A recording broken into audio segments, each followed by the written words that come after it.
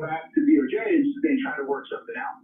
You're right. It's a great point. And of course, the search at Mar-a-Lago came only after months of back and forth negotiations. The federal government reaching out to President Trump's team, he was out of office at the time, to get back those documents. And only when those efforts were thwarted did agents go to the Palm Beach property. Also, to Rob's point, we have public officials in the Trump administration taking to X. We saw FBI Director Kash Patel, Attorney General Pam Bondi, and now Deputy FBI Director Dan Bongino also tweeting, Bongino writing, public corruption will not be tolerated. There's Kash Patel, no one is above the law, FBI agents on mission. There's the Bongino tweet. So they're not specifically saying John Bolton, but it's pretty clear that's what it's about. Here's the Attorney General. America's safety isn't negotiable, she writes. Justice will be pursued always.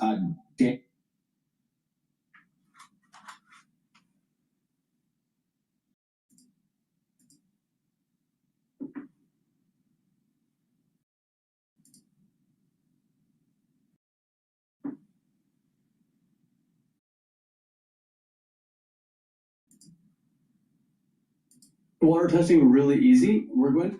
We turn back now to the breaking news of just a few moments ago. FBI agents have raided the home of former Trump National Security Advisor John Bolton early this morning.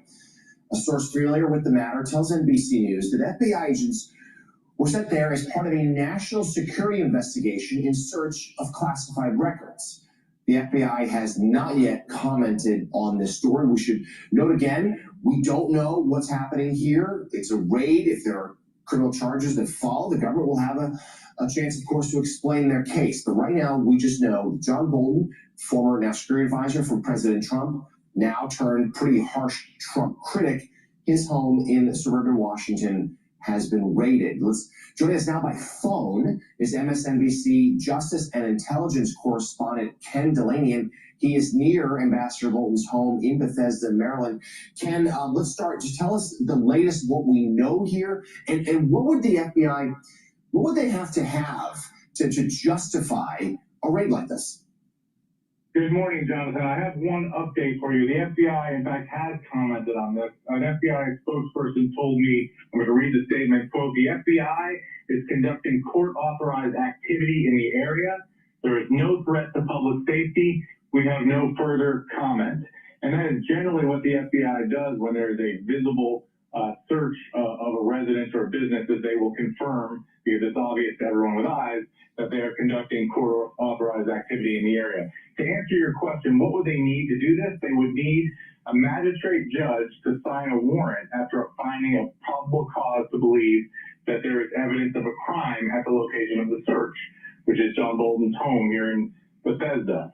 And as you said, a source is telling NBC News that this is about a search for classified documents. So what's the context here? Well, John Bolton wrote a book that was very critical of Donald Trump, and it was sort of a memoir recounting his time as National Security Advisor called The Room Where It Happened. And remember, the Trump administration not only sued him, but also launched a criminal investigation, which was then subsequently dropped when President Biden took office and Merrick Garland became the Attorney General. The lawsuit was also dropped. They were trying to essentially say that he didn't get the required permissions and clearances around making sure there was no classified information in the book. He had long said there was no classified information in the book, but that is one of the possible avenues here for what they could be looking at. Of course, this is incredibly ironic, given the fact that just a few days ago, FBI Director Kash Patel was on Fox Business saying falsely that the search of Donald Trump's home in Mar-a-Lago, the FBI raid, was unconstitutional, was unfounded, that there was no predicate. In fact, a judge signed a warrant in that instance as well. And Judge Eileen Cannon, who is a Trump-appointed judge who ruled in Donald Trump's favor in many, many issues, actually upheld the legality of that search and rejected Donald Trump's lawyers' efforts to throw it out. But of course, Donald Trump and his allies denounced that FBI action. They called it an unjust invasion of his home in Mar-a-Lago. Now today you have police cars and FBI agents outside of John Bolton's home in Bethesda, in a very, what they're saying is a very similar action. Yeah, and Ken, to your point, of course, that case, the classified records case against President Trump, sort of went away thanks to the friendly judge there, and then, of course, his election. Bolton, again, we should note, former ambassador, national security advisor to President Trump his first time around, certainly more of the sort of hawkish, traditional Republican foreign policy orthodoxy. He and Trump never a great fit. Talk to us a little more, Ken, if you will, about just what the FBI has been up to of late, like putting this, what we know of this raid today, in broader context about how their mission under Kash Patel and under Pam Bondi, the Attorney General, has changed in Trump's term. Yeah, that's a great point. But let me just first also point out some other context, which is that John Bolton, until Donald Trump took office, actually had physical security protection around his home here. I live not far from here, and there often was a vehicle stationed outside of that home because he is under threat from Iranian agents. The U.S. intelligence community has said that the Iranians are trying to kill John Bolton. When Donald Trump took office, he withdrew that security, as well as for a number of other officials. So I just wanted to point out that context there. Yeah, in terms of what the FBI has been doing, look, a couple of things, but we reported exclusively last week that Kash Patel is trying to turn the FBI essentially into a national police force. He is de-emphasizing the traditional national security mission of the FBI. After 9/11, essentially the entire agency was reoriented to make the number one priority stopping a terrorist attack on the United States. So counterterrorism was the number one mission. But counter-espionage has always been a huge mission of the FBI. Other national security missions, also white-collar fraud and corruption. Kash Patel sees it much differently. He refers to FBI agents as cops, and he has been taking a number of steps to direct them to essentially go after violent crime, which is generally a state and local priority. And also, he's ordered that FBI agents spend a considerable amount of time conducting immigration enforcement.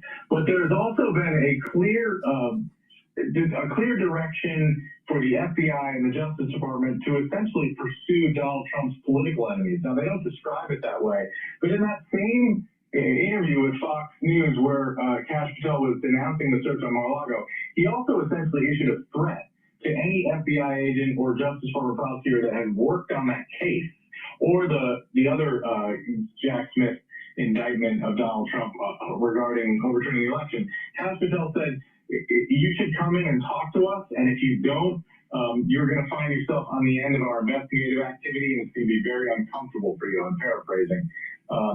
So that was a remarkable statement by FBI director. Essentially, they're making no bones about the fact that they are looking to investigate people that were involved in what they said was weaponization with these investigations of Donald Trump. And in fact, they've appointed a lawyer, Ed Martin, at the Justice Department to be in charge of a weaponization working group.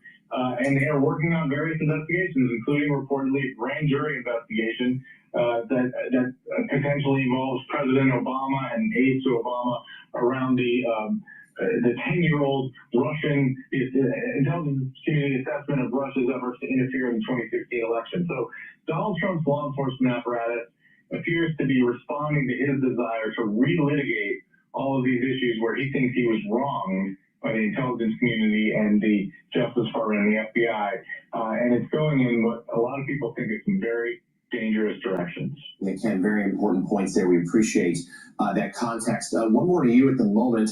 Again, this is Ken Delaney on the phone near the home of John Bolton in suburban Washington, that home raided by FBI agents a short time ago.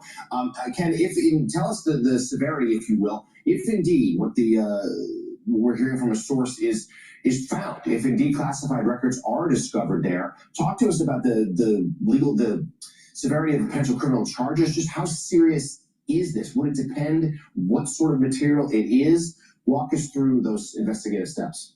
Yeah, it's a great question, Jonathan. And of course, it runs the gamut. And this is another ironic question because we explored this issue ad infinitum, right, when Donald Trump was charged with mishandling classified documents, and legal experts said anybody else who did what he did would have already been in prison So obviously, if you intentionally take classified documents from their secure spaces and you take them to your home or somewhere else, and you do that knowingly, that's a felony, and that carries serious prison time. And many people over the years have gone to prison for doing that. And the reasons often are not about that they wanted to turn it over to a foreign government, but people just, for reasons that are almost inexplicable at times, take classified documents home. And in fact, there was a man who worked at the NSA who hoarded classified documents for years in his house.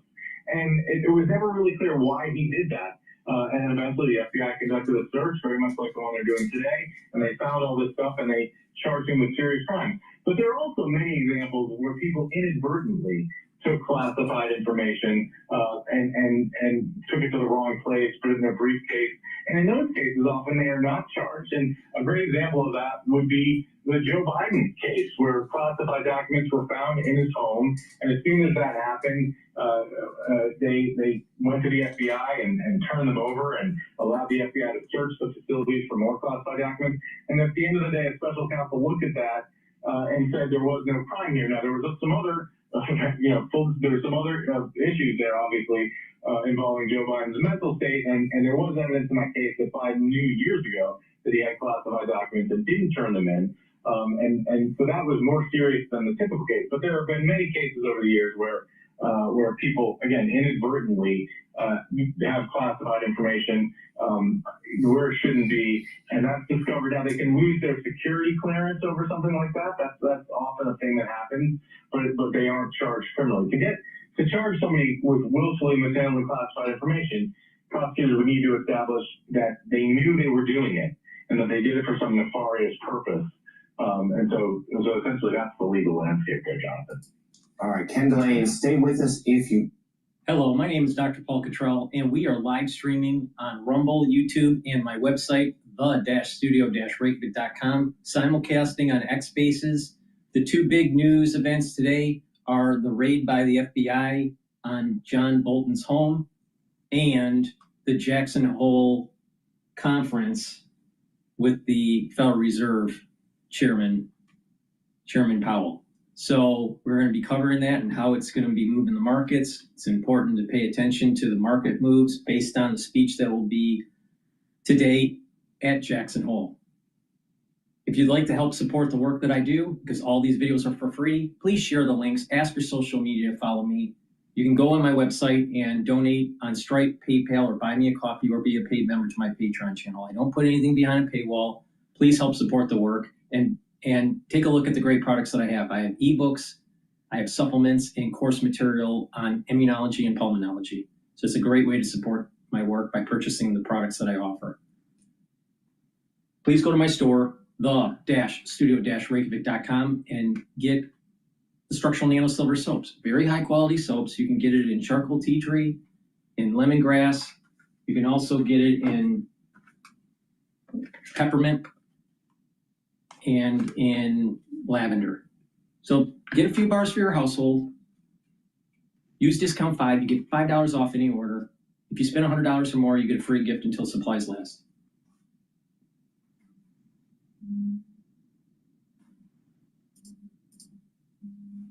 All right, so let's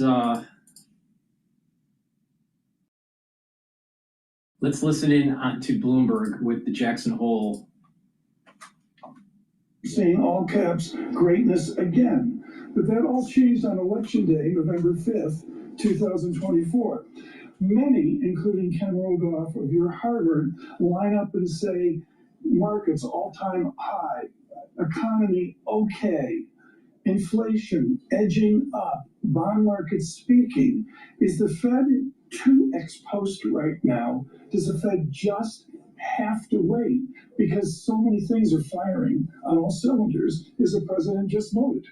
Well, I am laser focused on the data and the range of data from what's happening in relative short term to what the indicators are suggesting in terms of longer term trajectories. I think, as I said earlier, those underlying fundamentals are still quite healthy. healthy. Are we in a disinflation vector here? Or do we sit at this Jackson Hole where we got a service vector and a goods vector nudging upwards? I think my baseline is, again, it's going to remain elevated for some time related to those tariffs, which are still unfolding. There's a lot of uncertainty with that. But it's possible that we'll see more persistence. There are a lot of unusual dimensions of behavior right now, which means that some of the history doesn't give us as much of an indicator of how things are going to unfold. We got to realize that. But again, we can't wait until all of that uncertainty is resolved before we make our decisions. Those fundamentals are still healthy, and keeping that balance in mind of the mandate that Congress gave us for price stability and maximum employment is where I will keep my focus. We just have about 30 seconds. What's Fed Chair Powell going to say? No one's listening. Well, I want to get ahead of the chair. He's going to talk about, obviously, the framework. We have had a robust process there, which I'm, feel really good about, and about what he's seeing in conditions in the outlook. That was really good massaging. Boston Fed President Susan Collins, thank you so much. That was great. She's going to talk. She said that she's going to talk about economics. Yeah, basically. Yeah, that was really intense. I mean, look, this is a complicated moment, and as you said, I mean, you've got the president coming out and jawboning. At the same time, the economic story is really complicated here. That to me is what I'm saying. Yeah, very much so.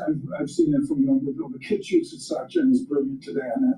Yeah. It's just hugely ambiguous. Which is the reason why I think all these different Fed officials have completely different views, as well as the economists and analysts coming up next. One of those views, Adam Posen of the Pearson Institute, will be joining us next. This is Bloomberg Surveillance on television and radio. All right, we're going to go to Quest Means Business. He's interviewing Krugman about the Federal Reserve. Please go to my store, the-studio-reykjavik.com, and help support the work that I do. All these videos are for free. Purchase the great products that I offer, and follow the protocol that I use to slow down the aging process and to get healthy. Taking the foundation of the protocol is super important, and that foundation is taking a multivitamin and a probiotic. On my store, I have the complete multivitamin. This is easy to digest, and this has the multivitamins that you need as cofactors for enzymatic activity. So your cells and your tissues will perform optimally. So go to my store, the-studio-reykjavik.com, and get the complete multivitamin. Easy to digest.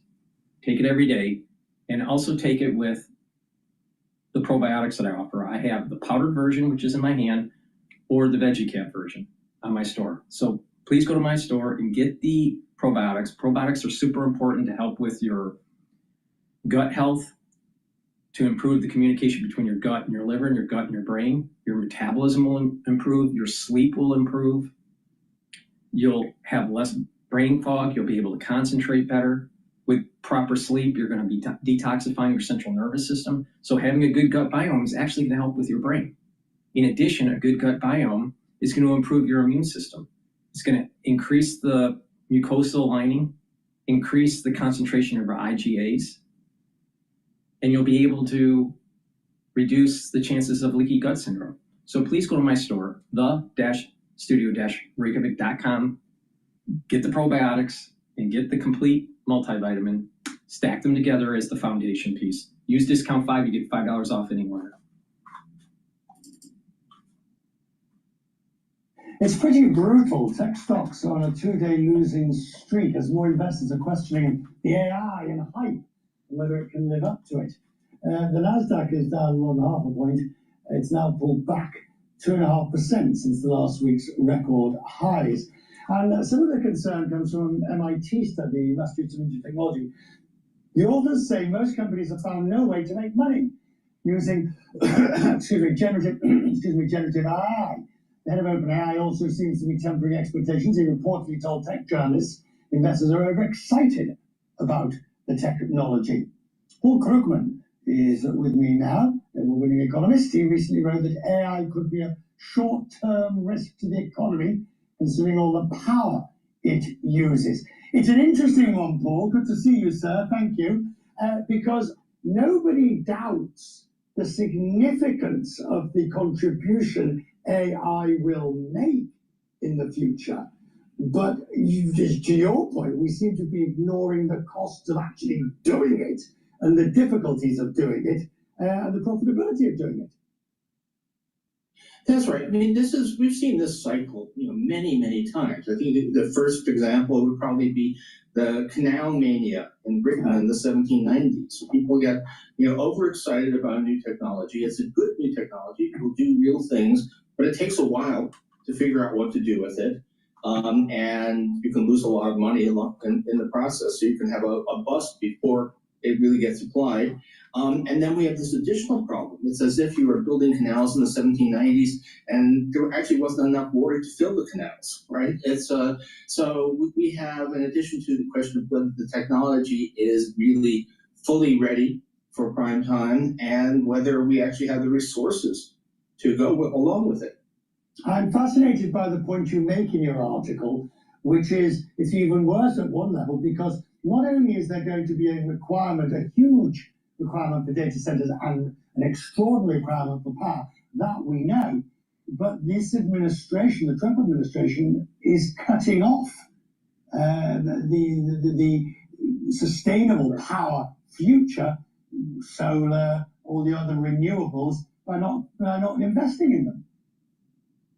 That's right. They're cutting off the subsidies that were being used to construct. They're also actively trying to block. We just saw the Trump administration.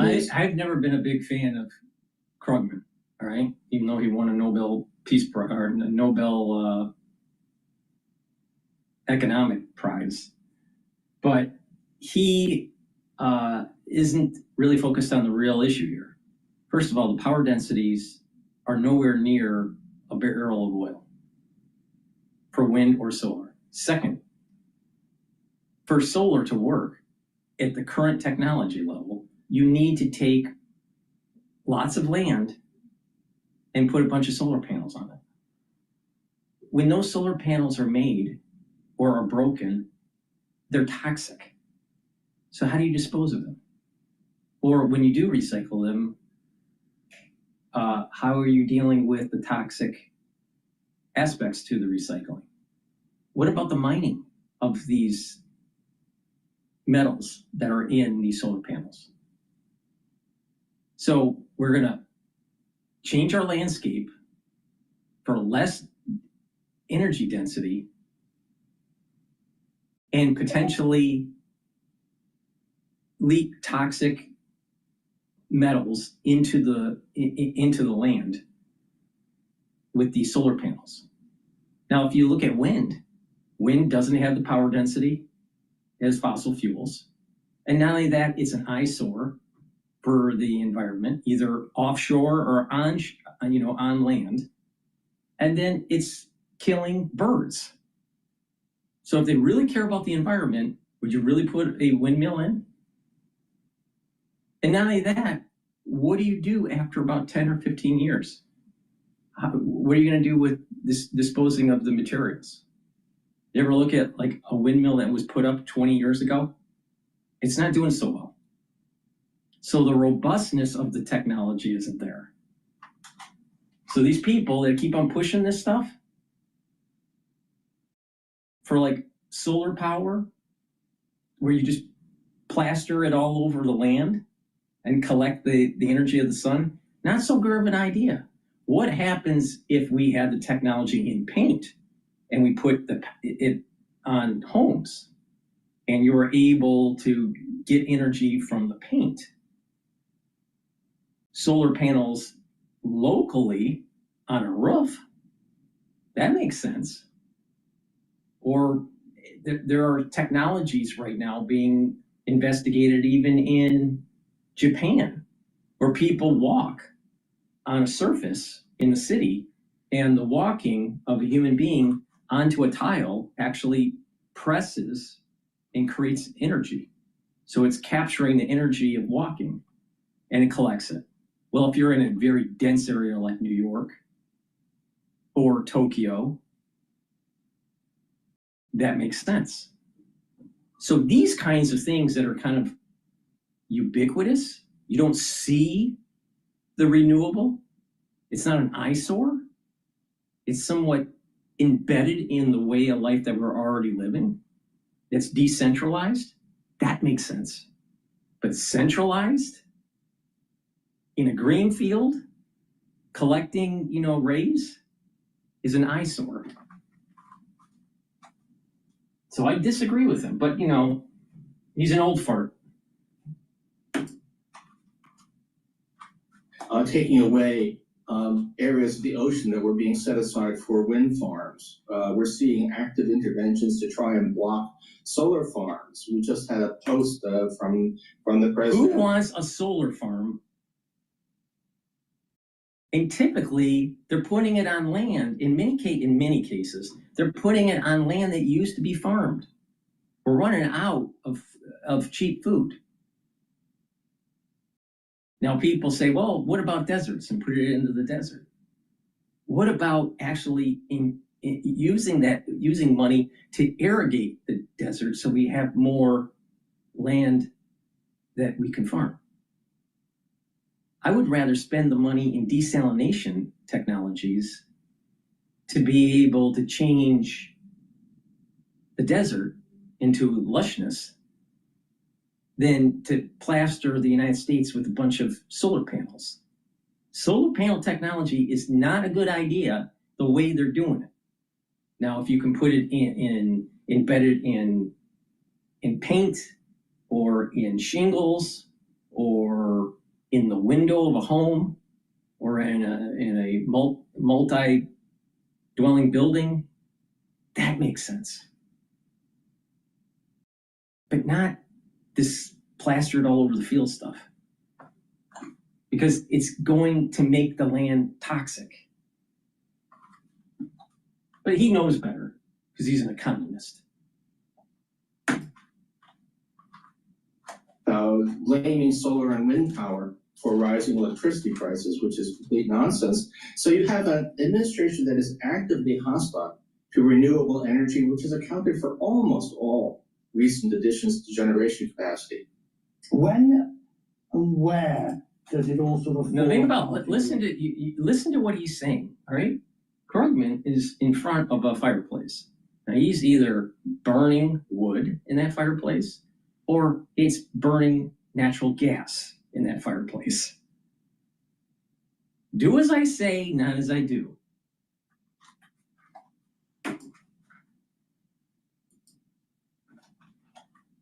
You. I mean, we all, those of us of a certain age, .com boom, .com bust. Are you foreseeing something similar with AI rise, AI fall? Yes. It seems quite likely. I mean, predictions are hard, especially about the future. AI, in terms of just like the .com bust, too much investment went into .com companies, and then business models weren't really proven out, and they did fall. So we're gonna have in the ecosystem companies that go bankrupt that were tied to the AI rush. The ones that are going to survive are the infrastructure, ones that are building out the data centers and building out the frontier models. But no one really has proven out a real good business model for using certain types of technologies that are AI driven. Now, Palantir is doing something that's AI driven, but is it really AI? Or is it just really supercharged machine learning? See, we're even using terms that are like, what's the distinction here? And is it really artificial intelligence or is it pseudo intelligence? It's probably pseudo intelligence, not artificial intelligence.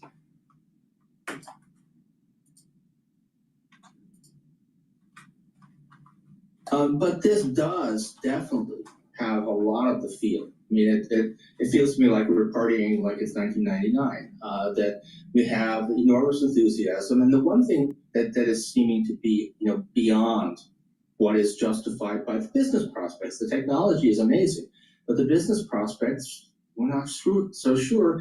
And, we have an economy where half of recent growth is basically data center construction.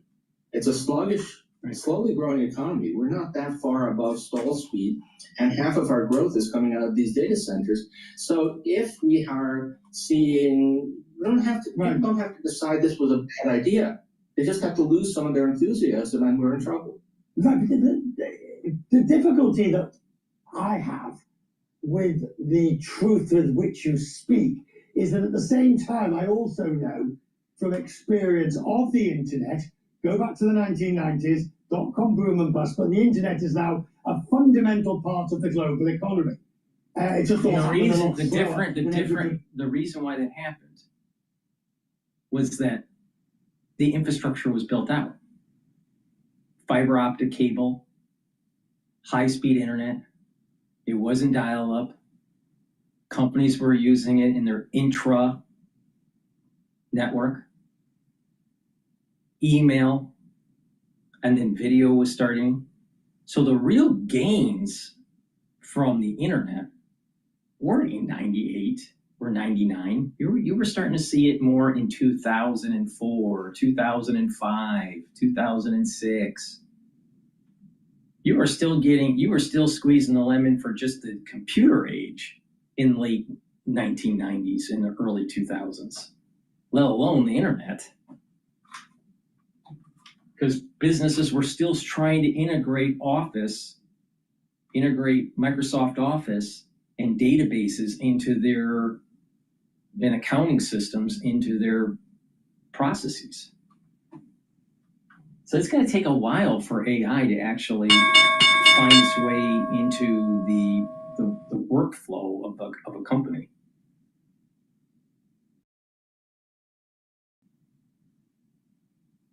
So there's probably a little bit of froth in the market in terms of investing in AI. There is a similarity between the dot-com bust and AI. All right, markets are open. The S&P 500 is trading at 6,390. The VIX is trading at 16. I have a target, year-end target for the S&P 500 at 6,800 to 7,000. Especially if the Federal Reserve lowers rates by a quarter or a half point. Anticipated or expected, and people lost a lot of money on the way. Is that likely to be the prognosis with AI? Quite possibly. On my Substack, I put up one of those old Quest ads, some of us may remember, where they had these, marvels of the internet. You can go to a grungy motel room and watch any movie ever made, and we basically live in that world. The problem was that everybody who was investing hundreds of billions of dollars on that prospect back in 1999, 2000, lost their money. I want to just talk about the Fed and all these rumors of who's going to get the job, who's going to get it. I mean, the independence of the Fed, particularly you've seen today, of course, the story of Lisa Cook being pressured to resign. The independence of the Fed, it's hard to gauge how much damage to the fabric of integrity is done by this onslaught of attacks. How much do you think is being done? Well, I think it's very serious. I mean, I'm extremely worried. We got through. We had a miracle. In 2022, we had high inflation. Lots of people thought it would be very expensive to get it down, that we'd have to go through years of high unemployment. Instead, it was basically painless. Inflation came right back down to the 2.5% or so range without. First of all, it's above the 2% target. Second of all, you have prices that are sticky. So in many categories, it's permanent inflation in absolute dollars. I'm not talking about the rate of change month over month or year over year. I'm talking about the actual amount of money that you spend on milk or eggs or whatever. The Federal Reserve was late in trying to suppress that inflation. They didn't raise the rates early enough because they thought it was transitory. And then when they did realize that they were wrong in reading the data, they didn't shock therapy. So to say that it's painless I don't know what here's again a wine and cheese Democrat economist thinking it was just fine. Inflation was just fine. It was painless. No, Powell screwed up twice with Janet Yellen. They didn't read the inflation data correctly. They thought it was transient. And then when they did start raising rates, they didn't raise it fast enough. They didn't shock the system. And because they didn't shock the system, guess what? You have permanent inflation. Any bulge in unemployment, a lot of that had to do with the credibility that an independent Fed had built. People basically believed that inflation would not persist. If we undermine Fed independence, then we're in big trouble. Jim Bullard, who speaking on this program a few moments ago, said he did not believe the tariffs were inherently inflationary.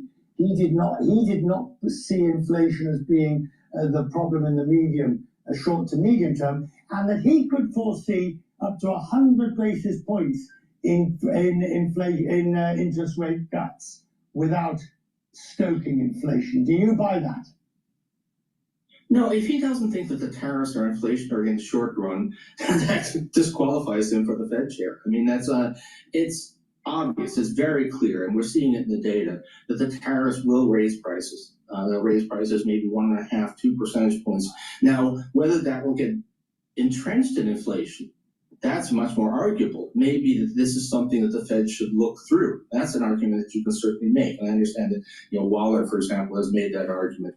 But if you think that it doesn't raise prices at all, He didn't make any sense. He makes zero sense. He was saying that, we were okay with inflation after Powell started raising rates, even though I think he raised it too late and not enough.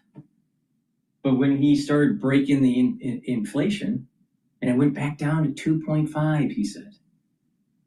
All right? Really it was 2.7, but who's counting? But let's just say, it went back to 2.5. It's still above 2% target. Okay? But let's just give them the doubt of plus or minus something, right? 2.5.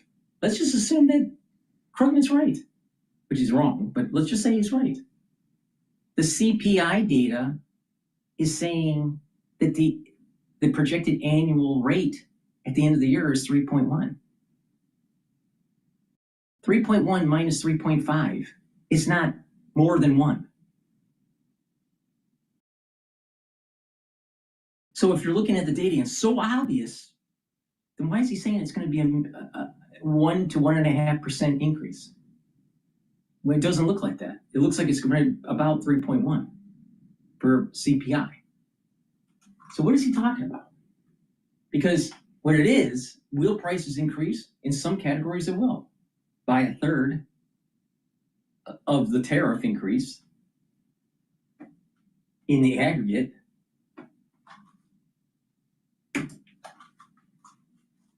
That shows a fundamental misunderstanding of what's happening as we speak. Maybe I'm paraphrasing him wrongly. I suspect it's the latter, that he thinks it's a one-off shock.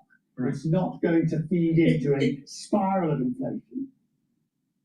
Yeah, we don't know that. I mean, the Fed needs to be both aware of that possibility, but also not assume that that's right. So it's a very hard time to make Fed policy. It does not help to have the president demanding 300 basis points of cuts, which is what he's been saying.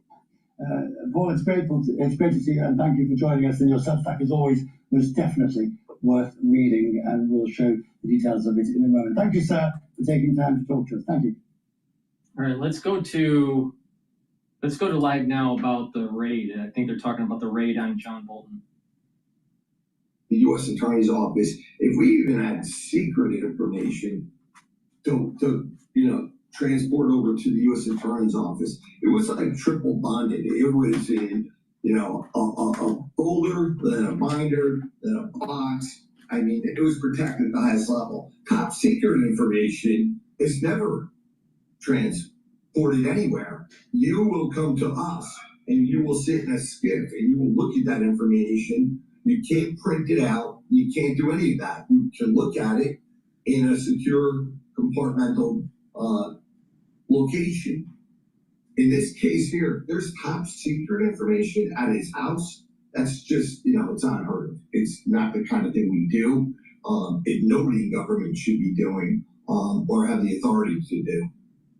I did want to ask, because not only is the FBI out there, we've also seen Montgomery County Police, other officials with different agencies. How does everyone kind of coordinate? Because the FBI, I would imagine, is kind of leading the charge to go in and collect all of this. But how do you communicate between agencies to make sure that everyone's kind of on the same page there? Yeah, and we are going to work with the locals. I mean, in my 23 years at the FBI, there's never really been very, very rarely a situation where we do not notify local police and our state police or the county officials and let them know what we're doing. I mean, we all have to work in concert. We all have to know, okay, the FBI is coming in there. Yes, the FBI will lead this investigation. It's a national security investigation. But that being said, we are always partnered up with our local, state, county officials, and that's very normal. So that's why you're going to see other law enforcement out there. And they're going to, maintain a perimeter. They're going to maintain keeping the press away, keeping, other, looker on or people looking on. They're going to keep them away and just maintain, a presence while the FBI is conducting the search warrant. As of right now, we've been told by different officials there, the Associated Press reporting that Bolton hasn't been detained. He's not taken into custody. Is that fairly normal for a raid where you don't see somebody necessarily arrested right there? Yeah, I mean, that's very common. You have two different kind of warrants, right? You have a search warrant, which is currently what you're seeing now, not only at his residence, but at his office as well. But sometimes you'll have an arrest warrant accompanying a search warrant. In this case, that will not be the case. Right now, the FBI is in the process of conducting a full investigation.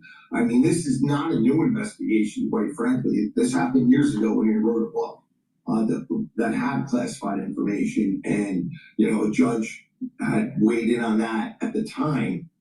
He did not get the permission of the Department of Justice, which any one of us who work for the DOJ has to obtain permission before you write a book. And the biggest sin is writing a book without telling DOJ. I still, at numerous occasions, the rules seem to change a little bit on how high of a level you may be at. Mr. Comey wrote a book in 5 minutes after retiring and after leaving the Bureau and being released. And I don't know how that happened so quickly, because normally this is quite a process to get approved to write a book and to put, information out there. And quite frankly, I'm shocked that any classified information is put into a book about our methods and our means and ways we do our business. And there's no clear understanding right now if there even will be charges or anything of that nature. I wanted to make sure to point that out, because, this obviously is a federal investigation. We're not going to get that information ahead of time. We don't know. Please go to my store, the-studio-reykjavik.com, and get the magnesium and zinc. This will boost up your immune system and help with your brain function. Super important. Vitamin C and magnesium will boost up your immune system and your brain function and help with your skin. So stack them together. Very important. Dual purpose stack. And it's very important that you pay attention to improving the health of your neurons. Within 5 years, you're going to know a lot of people that have early onset of dementia for a multitude of reasons. So you better start preparing. Please go to my store, the-studio-reykjavik.com. Get the cleanse. It's 30 parts per million, or the max 35, which is 35 parts per million. Take a teaspoon a day, swish in your mouth, gargle, 20 seconds, swallow. What this will do will boost up your immune system. If you're not feeling well, take a tablespoon or two a day and boost up that immune system. I've been taking max 35 or max 14 or cleanse for the last more than 5 years. All right. It's part of my everyday healthcare protocol to slow down the aging process. The foundation is the multivitamin and the probiotic. The first pillar is the cleanse, the max 35 or max 14. Second pillar is C60. Third pillar, turmeric, ashwagandha, and lignans to boost up that immune system. And the fourth pillar, the boomer boost to rev up the metabolism. And if you do that, it's going to slow down the aging process. All right, let's go back to Jackson Hole here.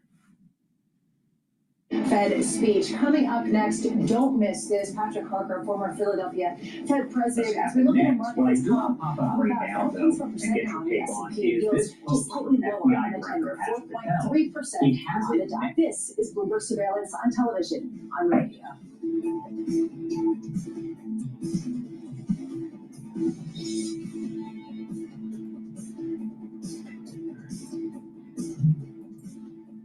All right, we're going to go back to live now here while we're waiting for Bloomberg. But they will be looking at everything. They, honest to God, will. And they're gonna do a thorough search, and they're gonna take their time, and they're gonna methodically go through everything, and they're gonna see what they find. And this investigation will take a while. They're gonna look at everything. They're gonna take it. They'll seize it. They'll analyze it. Our forensic computer team will be looking at any media platforms, and we'll look and see what's in there. All right. Jack Chubin, thank you so much for taking the time to join us here and break it all down. We definitely appreciate it. Thank you, Josh. Appreciate it. And you are taking a live look once again, Bethesda, Maryland, outside of the home of former National Security Advisor John Bolton. He was the advisor there under the Trump administration in his first term in office. They've obviously had some disagreements. Now, the Associated Press saying this is all related to classified information. Let's go to Fox News. They're talking about, I believe, Boston's mayor. Stop attacking our cities to hide your administration's failures. Unlike the Trump administration, Boston follows the Now, law. Michelle Wu is double Harvard College and Harvard Law. Super liberal. Driving Boston into a shithole.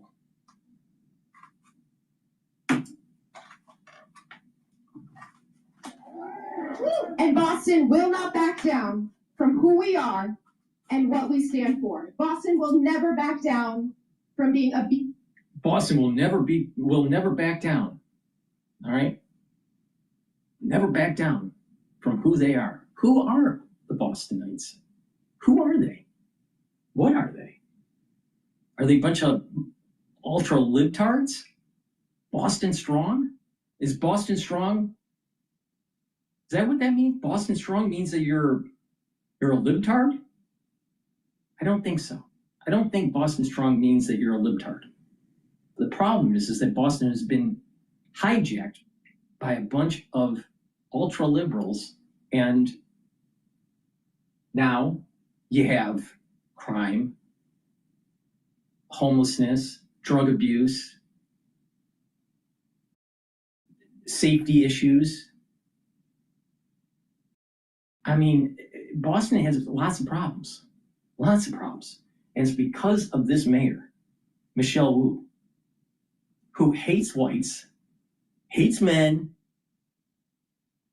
is an ultra liberal, brought to you by Harvard.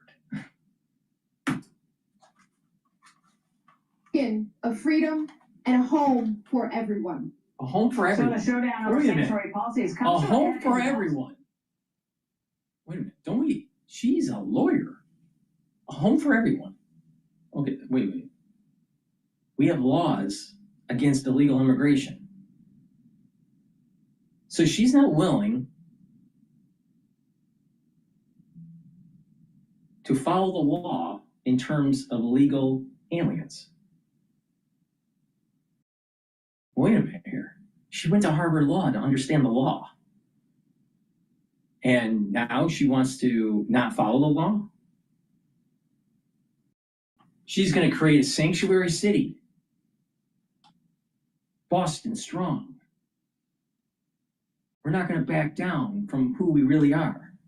Who are you? You're obviously not following the Constitution.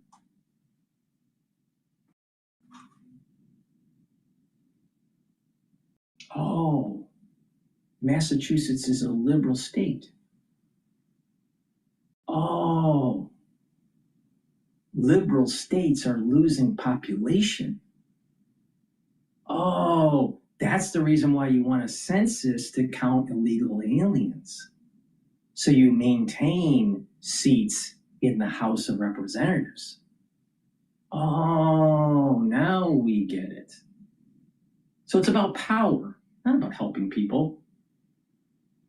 So is that what Boston is all about? About corruption? About not following the law?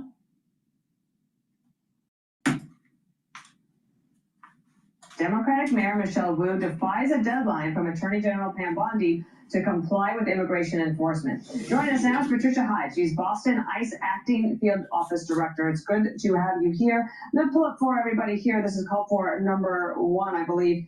The worst offenders released in Boston despite ICE detainers. And you've got some real winners on here, from rapists, sexual assaults, drug and weapons charges, battery on a child. Patricia. Michelle Wu wants a home for everybody.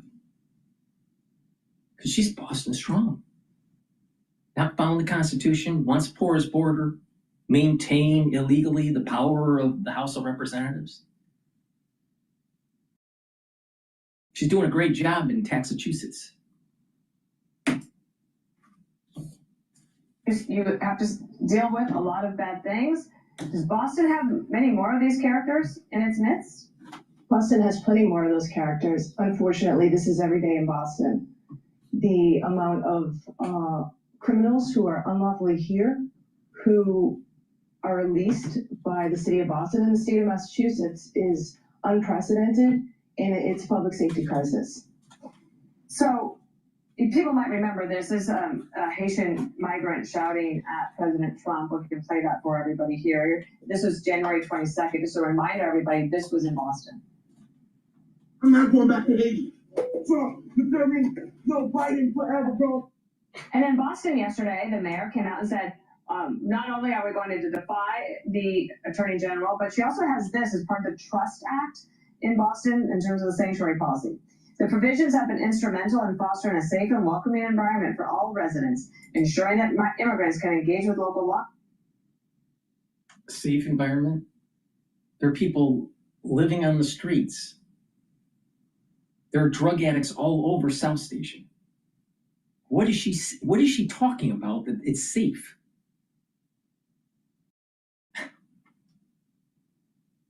Classic example of a liberal, a libtard, destroying a iconic American city.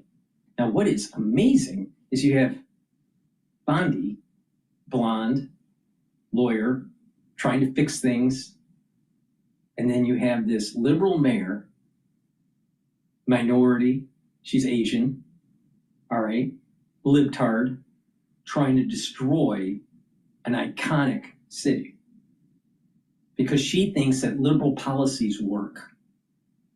She's a socialist. Now, she's not as bad as Mandami, but she's part of an ilk of individuals that are pushing socialism. And socialism doesn't work. It's more expensive. It drives out businesses, and you have decay of the society. Enforcement without fear of deportation, thereby enhancing public safety and community trust. Is that, how do you look at that? Because I think that in practice you're saying that is not what is happening. Sanctuary policies don't make anyone safer. They don't make the community safer. And as far as, the city of Boston and Mayor Wu not backing down, the men and women of ICE are not backing down. Unlike Mayor Wu, I was born and raised in Massachusetts. I grew up in Boston. And I know what a safe Boston looks like, and this isn't it. I know what a Boston looked like before sanctuary policies in the last 4 years under the previous administration. This is a public safety crisis. Sanctuary policies don't make anyone safer. It's just common sense. If you're here illegally, you've already shown a predisposition to not respect the laws of the country. And when you're here and you commit a crime, you should be turned over to ICE. That's common sense and returned back to where you came from. practically, then, how do you work within Boston and Massachusetts given this situation? I prefer to say we like to work smarter, not harder, but we find ways to work around it. And the men and women of ICE, unlike Mayor Wu, we took an oath and we swore to uphold our oath to protect the cities and the communities in where we work and where we live. And that's what we're going to do.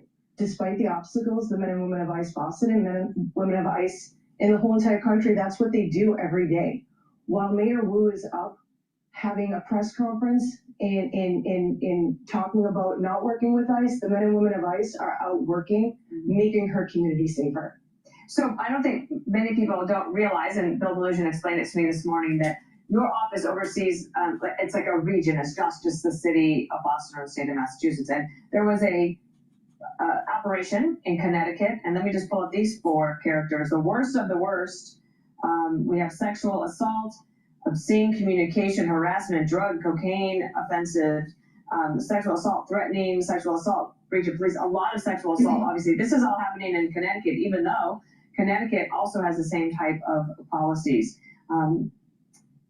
Are you just scratching the surface here? Is there a lot more to go? Yes. There's a lot more to go. Yes. And fortunately for the men and women of ICE, under the leadership of President Trump, Secretary Noem, and Director Lyons, we are giving every tool and every resource we have to make our communities safer. And we're not going to stop. We're not going to back down. We're going to be there every time. And we are going to make sure that we make cities like Boston and cities across the country safe again, because that's what we took an oath to do. Mm-hmm.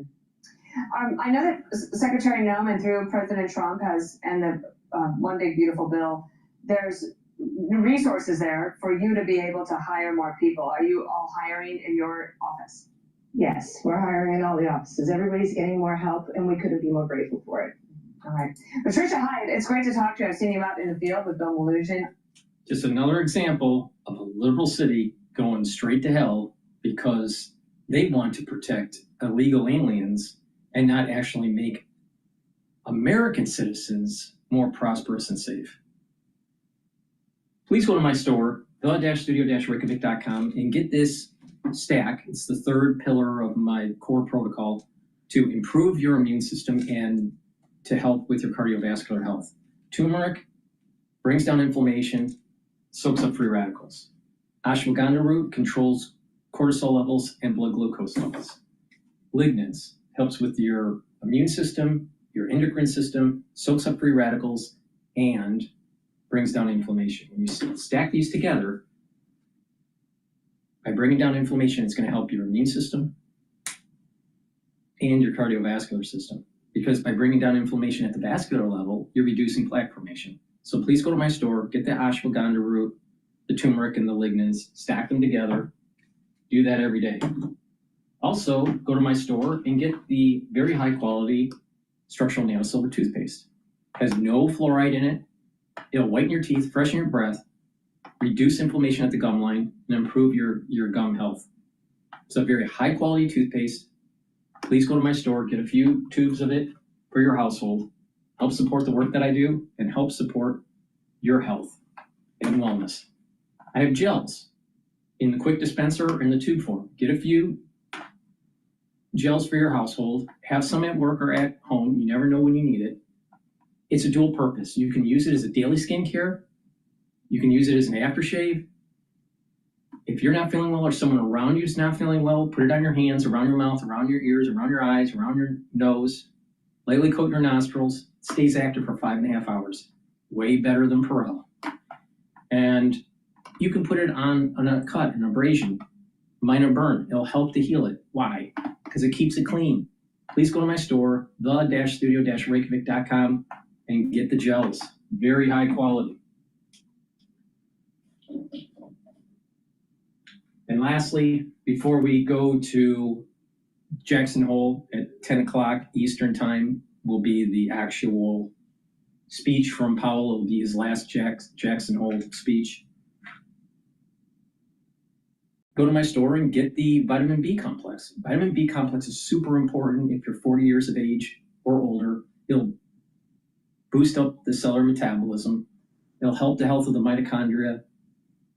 The first 4 B vitamins helps with the electron transport chain, so you help with the mitochondria producing ATP, so you'll have more energy. And vitamin B complex will help to protect your neurons. Super important. You're 40 years of age, you need to protect your neurons.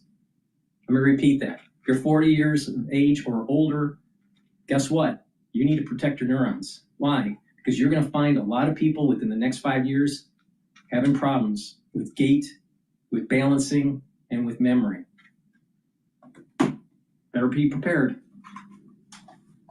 Please go to my store, the-studio-reykjavik.com. Use discount 5. You get $5 off any order. You spend $100 or more, you get a free gift until supplies last. Follow my protocol, and it's going to help your health and wellness and slow down the aging process. Time, Mike, we have been hearing from a number of people the fear of a 70s type of stagflation light, not exactly 70s, but it seems to be the emphasis so far in the Fed speak we've heard so far. Well, it's the data that we're seeing. We're seeing a slowdown in the labor market. We're seeing an increase in inflation, but I think the emphasis at this point would be on the light part of it, because it's nothing like what happened in the 1970s. And this is also very early in the process. We recognize what's going on because of what we went through the last time. So the Fed can react. And in the current framework, and I assume this will stay in the future framework, the Fed will do whatever it needs to do to keep price stability. That's going to be their main focus. And if that's the case, then hopefully they are ahead of any stagflation. Totally unfair question to you, but I'm going to go with it. With the new framework, whatever it may be, does the Fed become ever more ex post after the fact, waiting for data? It's going to depend on how you define it, because what the Fed is going to do is take out the idea that we're going to make policy based on what we think is going to happen. And they're going to say, we're going to look at all the data that comes in. So it could be ex post, or it could be just consensus. Do the dots stay? Look, the dots, it's all a communication tool. And how do you communicate? Maybe get on Twitter. I will say that we are waiting for Jerome Powell to come out and give his speech. We're less than a minute away. Unclear exactly how he prepped for it. How do you think he prepped? While we're waiting, please go to my store, the-studio-reykjavik.com, and get the lozenges and the drops. You can get it in elderberry zinc. For the lozenges, you get 21 in each bag. You can get 100 in each bag for the drops because they're smaller. You can get it in honey and lemon, cherry, and blueberry. Get a couple bags for your household. Use discount 5. You get $5 off any order. Be prepared, because guess what? Razor throat is around the corner. It's going to be happening in the fall, in the winter season. Be prepared. Mitigate that irritation in your throat right away by taking the drops and the lozenges. The shifting balance of risks may warrant adjusting policy. That's going to get Wall Street's attention because it's opening the door to a rate cut. Here's the key sentence. With policy in restrictive territory, the baseline outlook and the shifting balance of risks may warrant adjusting our policy stance. The Fed is also announcing its new framework, which is pretty much as we were just talking about with Pat Harker, dropping the reference to the effective lower bound, eliminating the inflation makeup strategy, committing to contain inflation expectations. Right. As this is happening, as this statement, pre-announcement statement is coming out, the 10-year Treasury price is going up a lot, and the S&P 500 is trading at 6,447. The resistance level at 6,500. VIX is trading at 16. Euro is trading at 116, so dollar is weakening, and the Japanese yen is now trading at 147. The Japanese yen is strengthening. Bitcoin is starting to go up. It's trading at 113,000, and BITO is trading at 20.56. No big movement with oil or natural gas at the moment. And it's a real reversal towards a presumption of Fed accommodation. Yeah, and this comes at a time where there is this question of how they are going to message this, given that inflation has remained above that 2% target since 2021. Mike, do we hear anything about why this is a Fed willing to look through that kind of inflation? They do anticipate that tariffs are going to add to inflation, and they think it will take place over time, but they're still looking, at least as the Chairman Powell puts it, they're still looking at these as one-time price adjustments within each sector. So it's likely that inflation is going to go up, but then they think it stabilizes and might go down again. Right now, let's take a listen to Jay Powell, Chair of the Federal Reserve. In my remarks today, I will first address the current economic situation and the near-term outlook for monetary policy. I will then turn to the results of our second public review of our monetary policy framework as captured in the revised Statement on Longer-Run Goals and Monetary Policy Strategy that we released today. When I appeared at this podium 1 year ago, the economy was at an inflection point. Our policy rate had stood at 5.25% to 5.5% for more than a year. That restrictive policy stance was appropriate to help bring down inflation and to foster a sustainable balance between aggregate demand and supply. Inflation had moved much closer to our objective, and the labor market had cooled from its formerly overheated state. Upside risks to inflation had diminished, but the unemployment rate had increased by almost a full percentage point, a development that historically has not occurred outside of recessions. Over the subsequent 3 Federal Open Market Committee meetings, we recalibrated our policy stance, setting the stage for the labor market to remain in balance near maximum employment over the past year. This year, the economy has faced new challenges. Significantly higher tariffs across our trading partners are remaking the global trading system. Tighter immigration policy has led to an abrupt slowdown in labor force growth. Over the longer run, changes in tax, spending, and regulatory policies may also have important implications for economic growth and productivity. There is significant uncertainty about where all of these policies will eventually settle and what their lasting effects on the economy will be. Changes in trade and immigration policies are affecting both demand and supply. In this environment, distinguishing cyclical developments from trend or structural developments is difficult. This distinction is critical because monetary policy can work to stabilize cyclical fluctuations, but can do little to alter structural changes.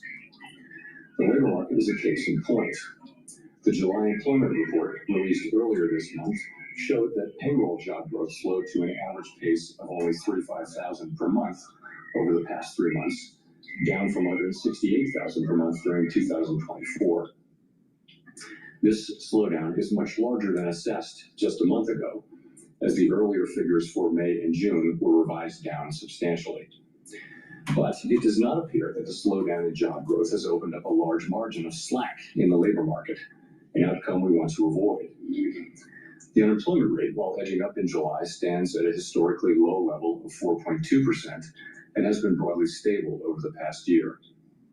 Other indicators of labor market conditions are also little changed or have softened only modestly, including quits, layoffs, the ratio of vacancies to unemployment, and nominal wage growth.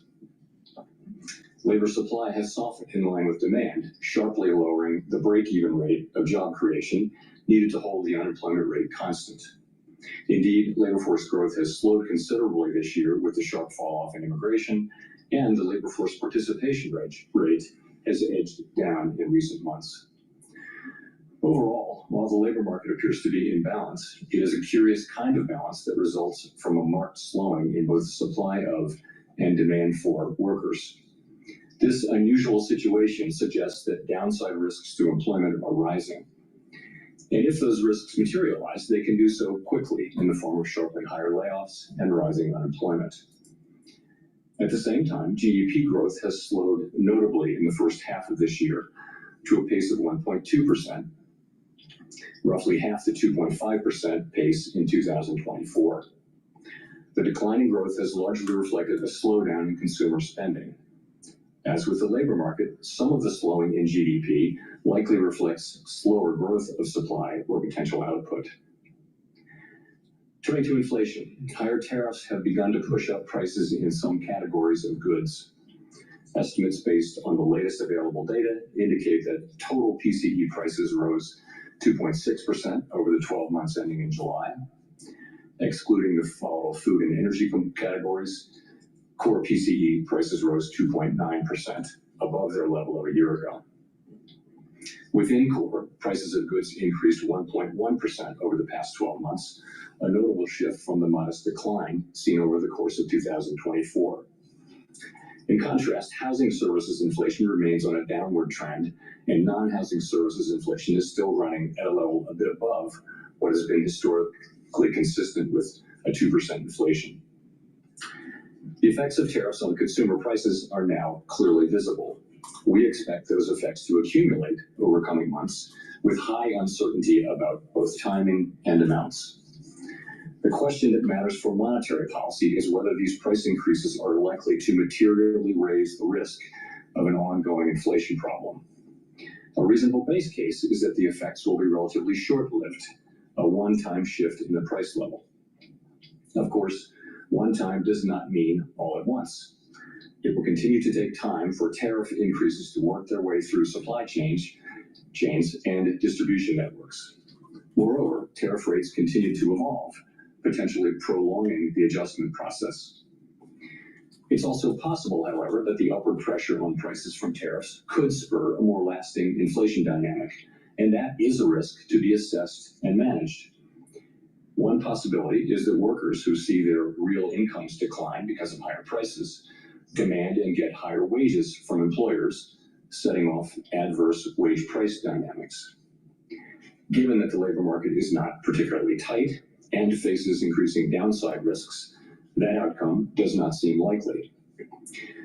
Another possibility is that inflation expectations could move up, dragging actual inflation with them. Inflation has been above our target for more than 4 years and remains a prominent concern for households and businesses. Measures of longer-term inflation expectations, however, as reflected in market and survey-based measures, appear to remain well anchored and consistent with our longer-run inflation objective of 2%. Of course, we cannot take the stability of inflation expectations for granted. Come what may, we will not allow a one-time increase in the price level to become an ongoing inflation problem. So, putting the pieces together, what are the implications for monetary policy? In the near term, risks to inflation are tilted to the upside, and risks to employment to the downside, a challenging situation. When our goals are in tension like this, our framework calls for us to balance both sides of our dual mandate.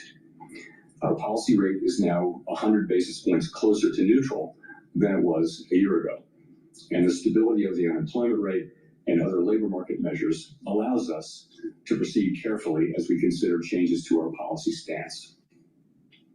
Nonetheless, with policy in restrictive territory, the baseline outlook and the shifting balance of risks may warrant adjusting our policy stance. Monetary policy is not on a preset course. FOMC members will make these decisions based solely on their assessment of the data and its implications for the economic outlook and the balance of risks. We will never deviate from that approach. So, turning then to my second topic.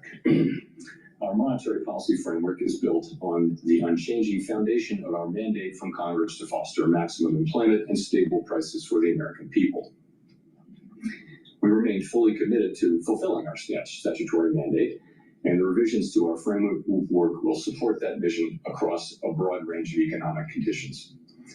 Our revised statement on longer-run goals and monetary policy strategy, which we refer to as our consensus statement to save time, describes how we pursue our dual mandate goals.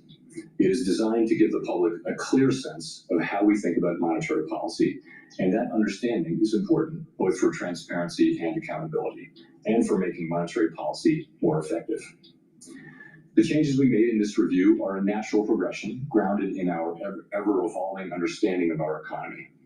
We continue to build upon the initial consensus statement adopted in 2012 under Chairman Ben Bernanke's leadership. Today's revised statement is the outcome of the second public review of our framework, which we conduct at 5-year intervals. This year's review included 3 elements: Fed listens events at reserve banks around the country, a flagship research conference, and policymaker discussions and deliberations supported by staff analysis at a series of FOMC meetings. In approaching this year's review, a key objective has been to make sure that our framework is suitable across a broad range of economic conditions. At the same time, the framework needs to evolve with changes in the structure of the economy and our understanding of those changes. The Great Depression presented different challenges from those of the Great Inflation and the Great Moderation, which in turn are different from the ones we face today. At the time of the last review, we were living in a new normal, characterized by the proximity of interest rates to the effective lower bound, or ELB, along with low growth, low inflation, and a very flat Phillips curve, meaning that inflation was not very responsive to slacking the economy. To me, a statistic that captures that era is that our policy rate was stuck at the ELB for 7 long years following the onset of the global financial crisis in late 2008. Many here will recall the sluggish growth and painfully slow recovery of that era. It appeared highly likely that if the economy experienced even a mild downturn, our policy rate would be back at the ELB very quickly, probably for another extended period. Inflation and inflation expectations could then decline in a weak economy, raising real interest rates as nominal rates were pinned near zero. Higher real rates would further weigh on job growth and reinforce the downward pressure on inflation and inflation expectations, triggering an adverse dynamic. The economic conditions that brought the policy rate to the ELB and drove the 2020 framework changes were thought to be rooted in slow-moving global factors that would persist for an extended period. And they might well have done so, if not for the pandemic. The 2020 consensus statement included several features that addressed the ELB-related risks that had become increasingly prominent over the preceding 2 decades. We emphasized the importance of anchored inflation, longer-term inflation expectations, to support both our price stability and maximum employment goals. Drawing on an extensive literature on strategies to mitigate risks associated with the ELB, we adopted flexible average inflation targeting, a makeup strategy to ensure that inflation expectations would remain well anchored, even with the ELB constraint.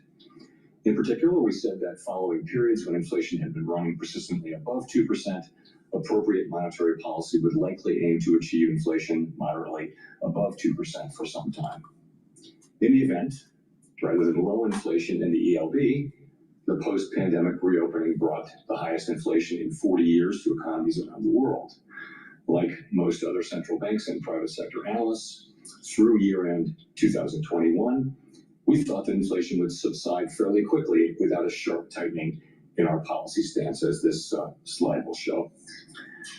When it became clear this was not the case, we responded forcefully, raising our policy rate by 5.25 percentage points over 16 months.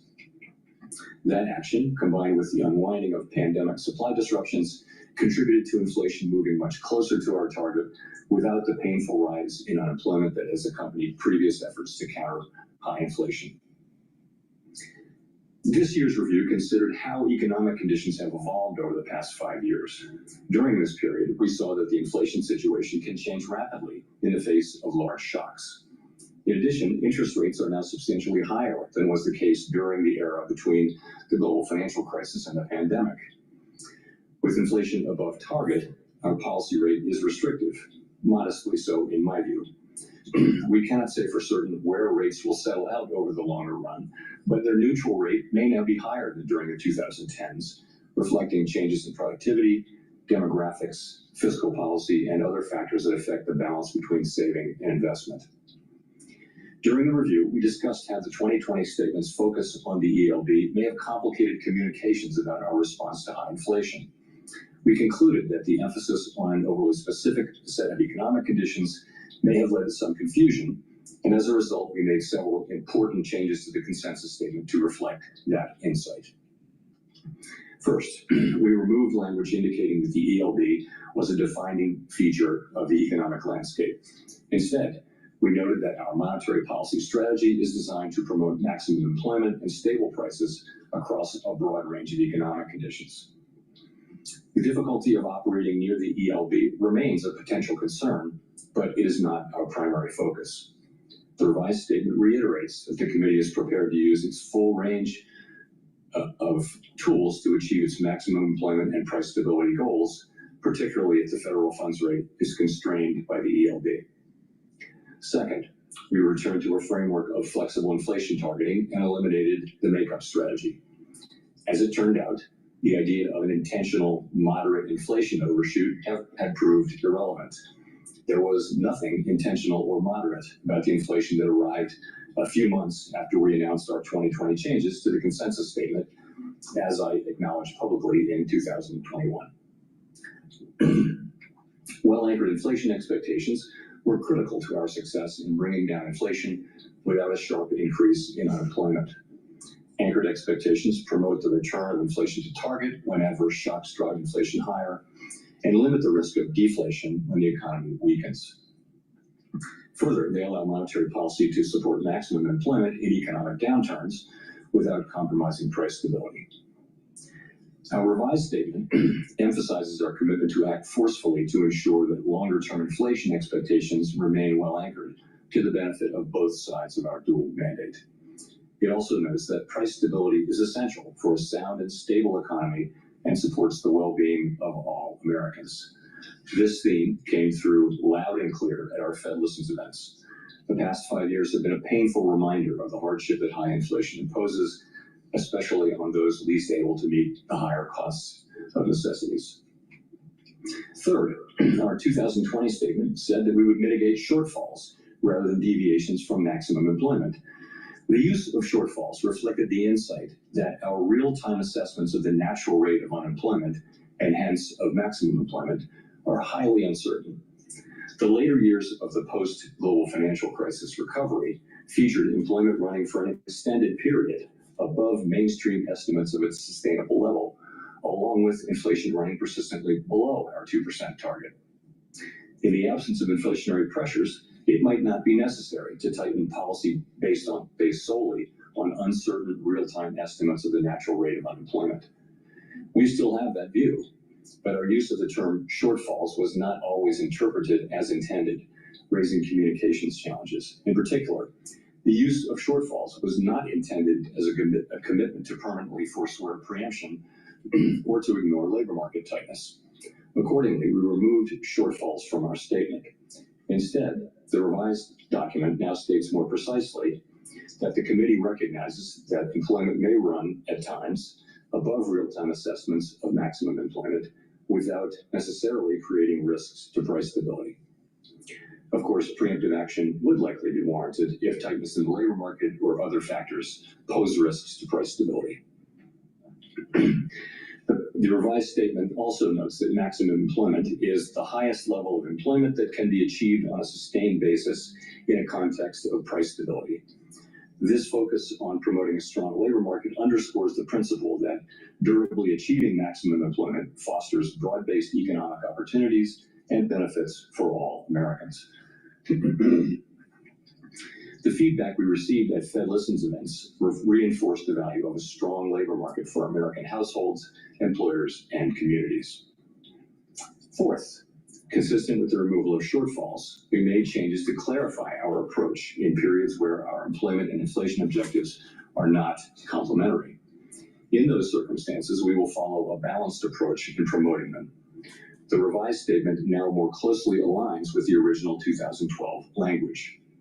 We take into account the extent of departures from our goals and the potentially different time horizons over which each is projected to return to a level consistent with our dual mandate. These principles guide our policy decisions today, as they did in the 2022 to 24 period, when the departure from our 2% inflation target was the overriding concern. In addition to these changes, there is a great deal of continuity with past statements. The document continues to explain how we interpret the mandate Congress has given us and describes the policy framework that we believe will best promote maximum employment and price stability. We continue to believe that monetary policy must be forward-looking and consider the lags in its effects on the economy. For this reason, our policy actions depend on the economic outlook and the balance of risks to that outlook. We continue to believe that setting a numerical goal for employment is unwise because the maximum level of employment is not directly measurable and changes over time for reasons unrelated to monetary policy.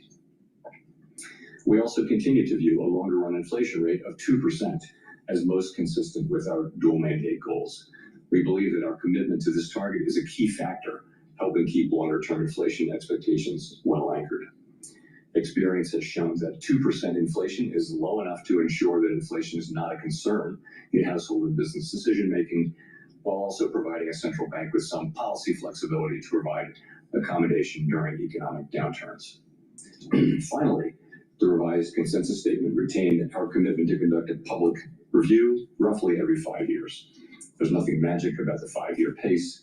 That frequency allows policymakers to reassess structural features of the economy and to engage with the public, practitioners, and academics on the performance of our framework. It is also consistent with several global peers.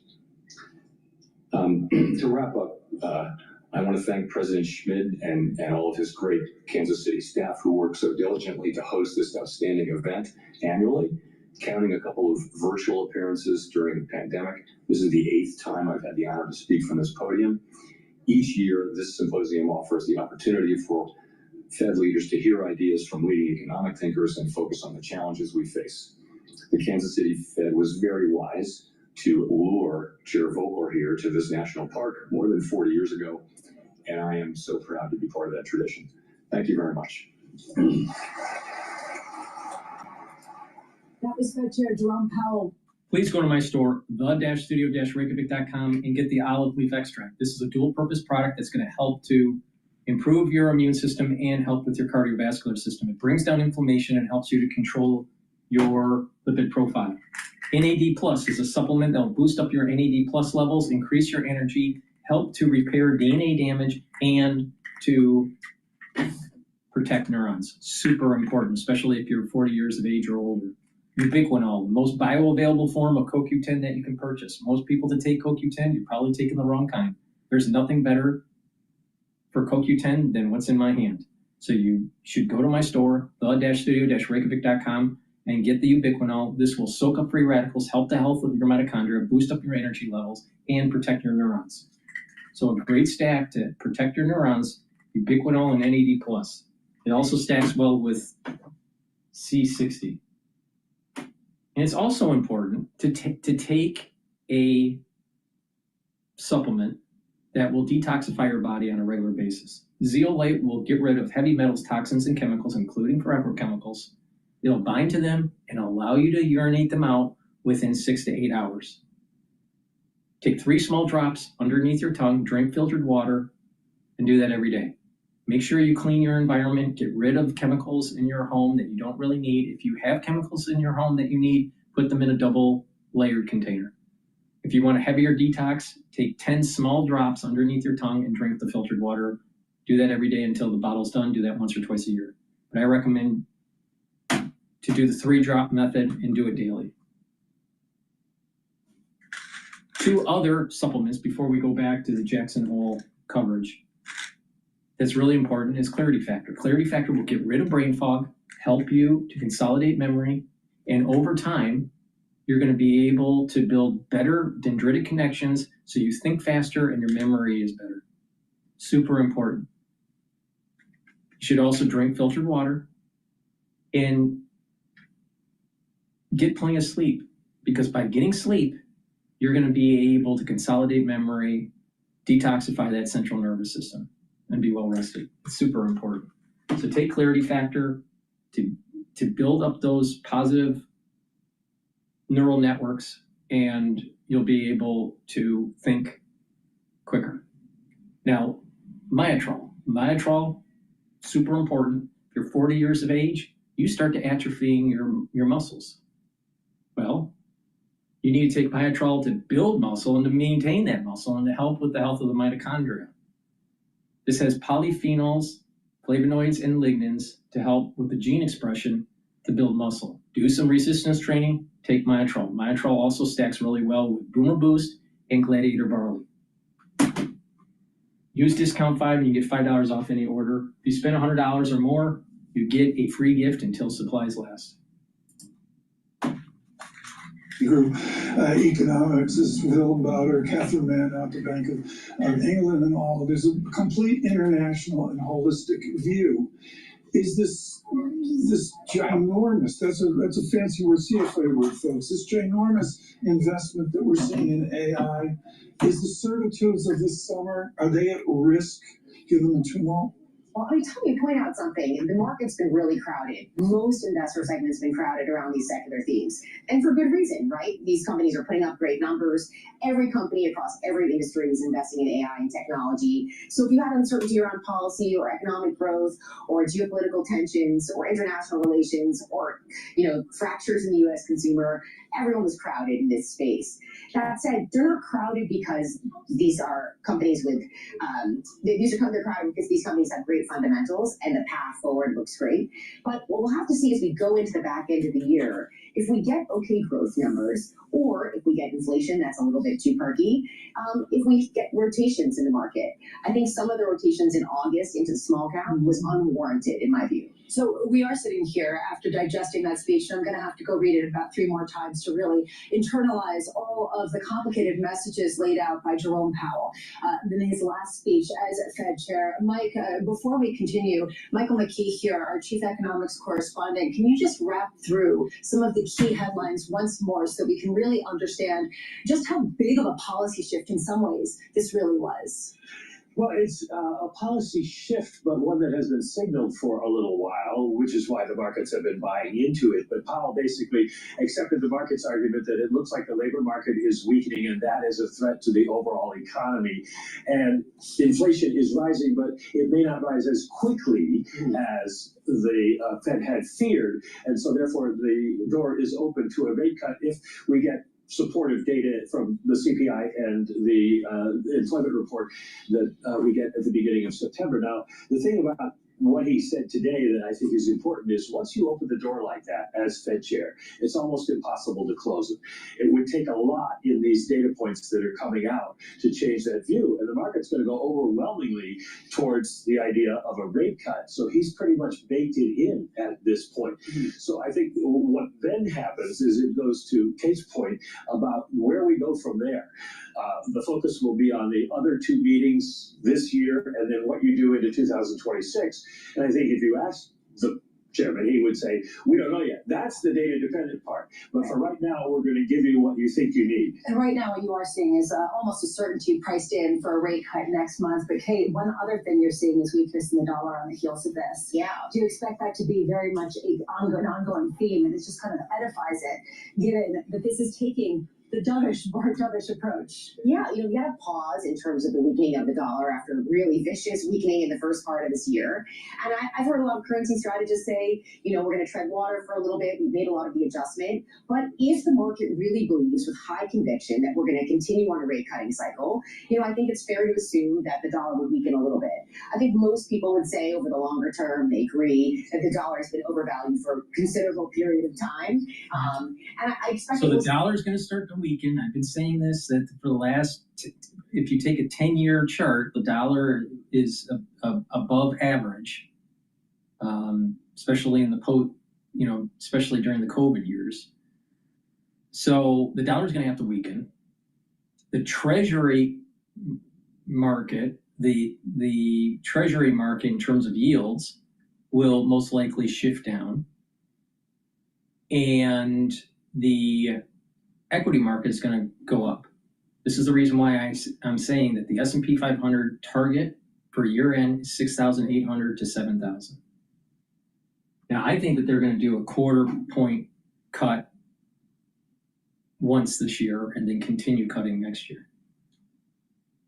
Please go to my store, the-studio-reykjavik.com, and get the omega-3. This will help with your cardiovascular health. It brings down systemic inflammation and helps you to control your total cholesterol.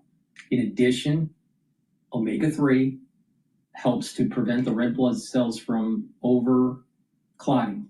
So super important for cardiovascular health. So take omega-3 every day. It's super important. And to help with brain function, get Goodnight Formula. Take it every day. It has melatonin, tryptophan, GABA, and passion flower. It'll help you sleep.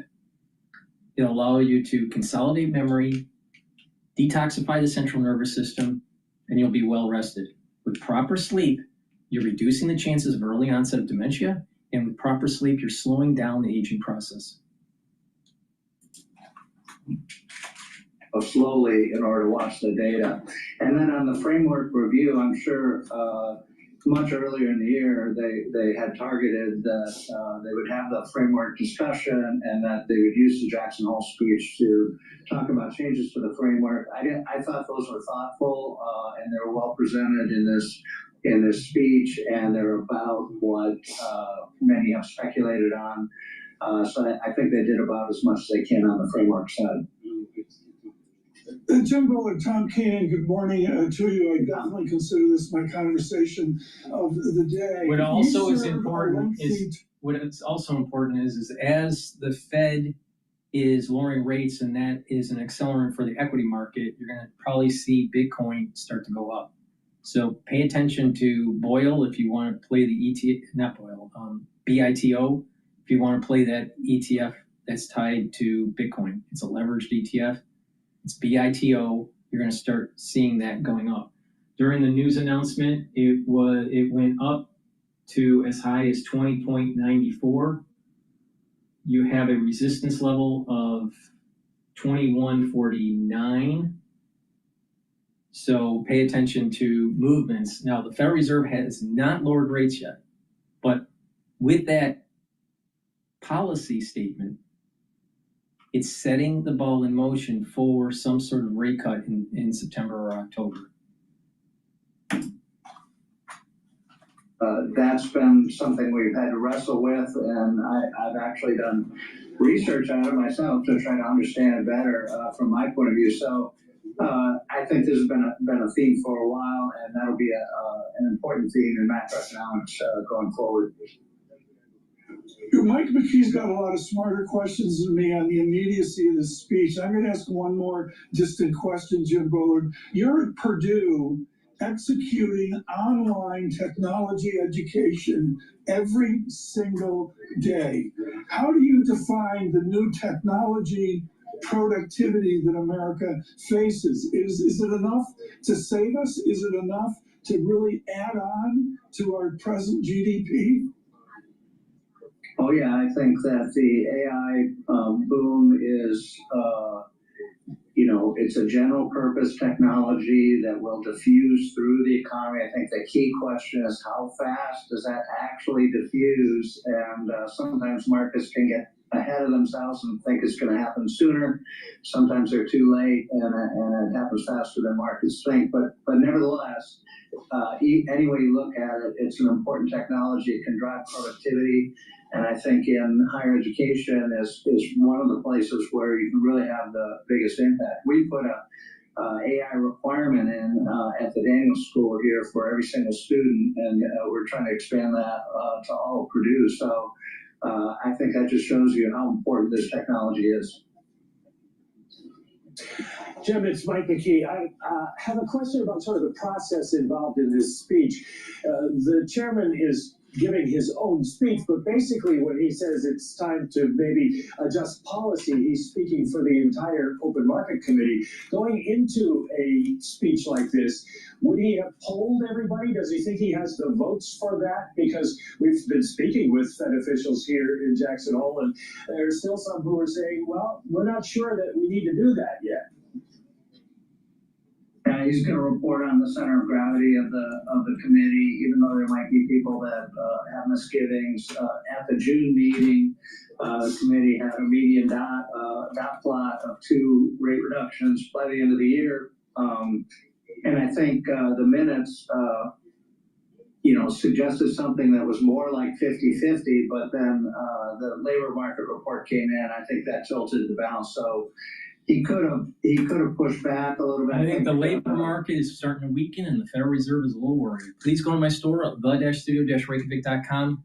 Get the resveratrol. This will soak up free radicals. It'll help the health of the mitochondria, boost up energy levels, help with youthful gene expression, and get rid of cells that are in senescence. I've been taking resveratrol for decades. It stacks well with NAD+, ubiquinol, C60, clarity factor. Get resveratrol. Digestive enzyme complex, super important to break up carbohydrates, proteins, and lipids. When you get older, your pancreas doesn't function as well, no matter how healthy you are. I don't care how healthy, you could be a super healthy person, most likely your pancreas doesn't work as well. So you need to start lowering the stress on the pancreas and help your digestive system break up carbohydrates, proteins, and lipids. Get digestive enzyme complex. This also has bromelain in it, and it's fibrinolytic.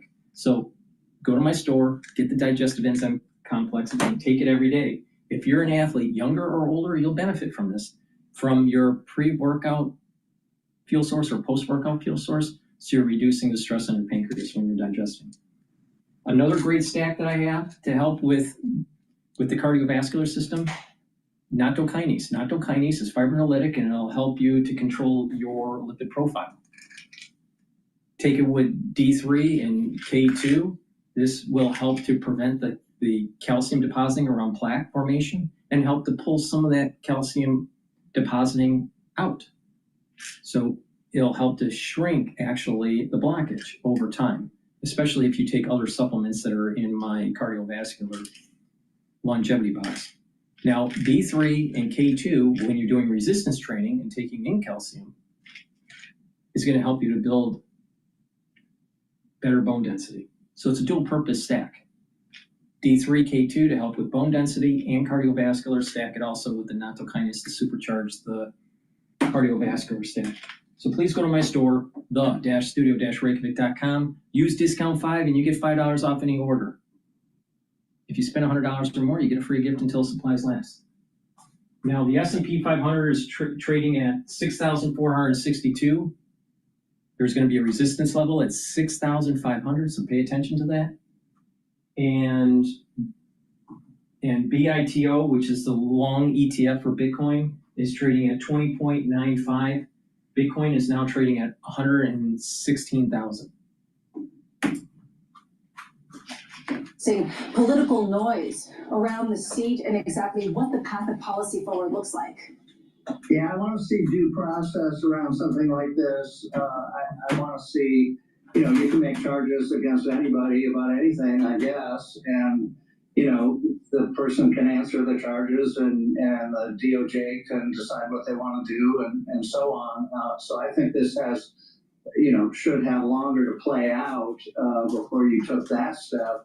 Otherwise, it's just is kind of the Wild West, and should get reinstated later, I guess, or something if there wasn't a conviction. So it seems messy to me. I think these kinds of charges are made from time to time against various officials around Washington, but I'd like to see due process there.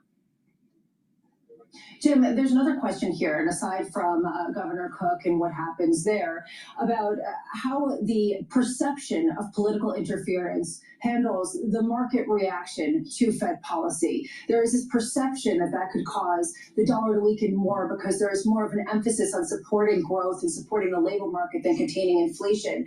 And some people are worried that if the Fed does cut by 50, 75, 100 basis points, as you were talking about this past week, that you could see a move up in long-end yields akin to what we saw last year. If you are on the Fed currently and you did see yields along the long end moving up in response to near-term Fed rate cuts, what would you do?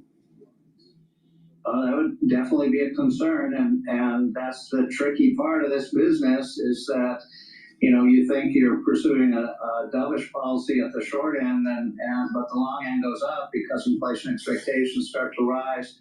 Markets start to lose confidence in the Fed and the credibility of the Fed, and that can go very, very badly and unfortunately fairly quickly. So I think you do have to be careful here. But I'm saying that I think the committee has room to maneuver if they proceed carefully over the remainder of 25 and the first half of 2026. I don't want to get out front of the debate here or the moment, Jim Bullard, but what I would say to Chairman Bullard and Mike McKee, I got to turn to you. You and I used to sit and look at the dots and go, which one is Bullard? I mean, you and I go. It's fairly easy after a while to figure out. I know Jim would probably agree with that. Chairman Bullard, is your first act, if you take over the Fed, is your first act to get rid of the dots? Yeah, I've threatened to, well, I was president, I threatened to withdraw from the dot plot. I think this could be done better. This was discussed at the framework conference, and former chair Bernanke gave a very nice presentation and talk about a quarterly monetary policy report, get more organized about it, put out a forecast. I think all that could be done. I've advocated that for a long time, and so I think that would sort of clear up some of the misconceptions around the dot plot. Okay, this is really, really important, folks. As Jim Bullard made economic history, I would say a decade ago, with a small, short paper, forceful on regime change. How do we get a new Fed away from the guessing and the certitude and the silly parlor game of it, Jim Bullard? With great respect, how do we get to that more disciplined study around the game of the Fed and regime change? Yeah, I think regime switching is a great way to think about the global economy and the U.S. economy and how it operates. There are relatively long periods of time where another thing that pay attention to the Federal Reserve in this rate cut move and what's going on with the Bank of England.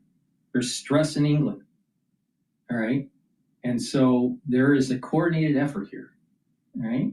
Now, when the Fed has been staying constant for a while, and the Bank of England has been cutting. So their rates have been falling. So what that does is that it does a price differential in the bond market, yield differential. And so flows of funds change. So as the Fed starts to cut the rates, then that rate differential will start to come in, the difference in the rates. So the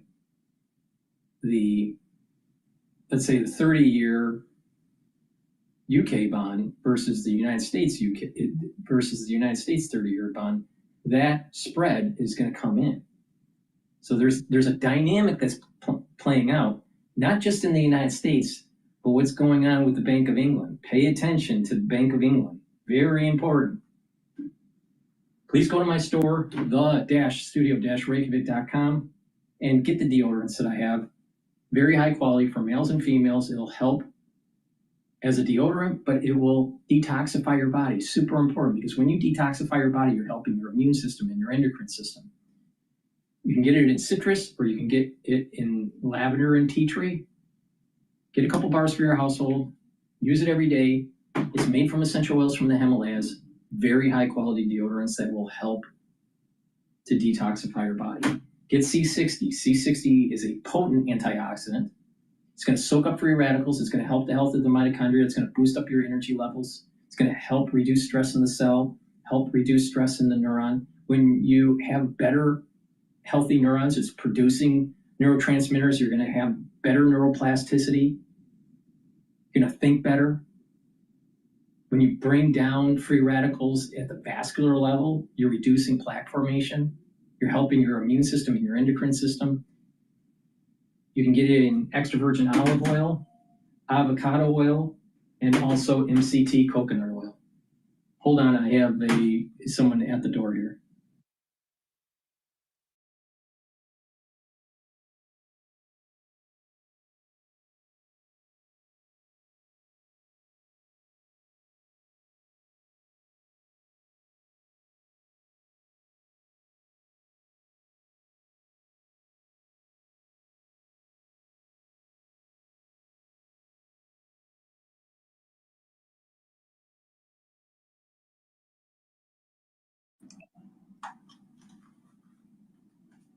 I apologize for that. There's